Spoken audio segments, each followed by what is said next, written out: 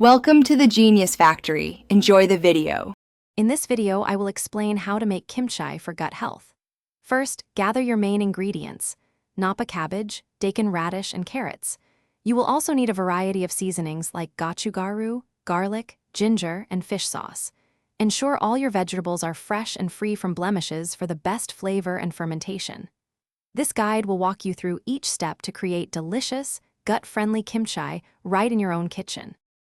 To begin, quarter your napa cabbage and generously salt each leaf, letting it sit for about 2 hours. This process wilts the cabbage and removes excess water, which is crucial for a crisp texture. After salting, rinse the cabbage thoroughly under cold water, then squeeze out as much liquid as possible. Next, combine your gochugaru, minced garlic, grated ginger, fish sauce, and a touch of sugar to create a vibrant, flavorful paste. Now it's time to mix. Wearing gloves, thoroughly massage the seasoning paste into every leaf of the cabbage and other vegetables. Ensure an even coating for consistent flavor. Once mixed, tightly pack the kimchi into a clean, sterilized jar, pressing down to remove air pockets. Leave about 1 inch of headspace. Seal the jar and let it ferment at room temperature for 2 to 5 days, depending on your desired sourness. Once your kimchi has reached your preferred level of fermentation, transfer it to the refrigerator.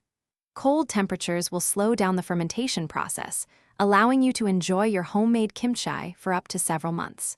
Regular consumption of kimchi can introduce beneficial bacteria to your gut, supporting digestion and overall well-being. Remember to check the description for a link to the Owala water bottle and other great deals. Enjoy your delicious, gut-healthy creation.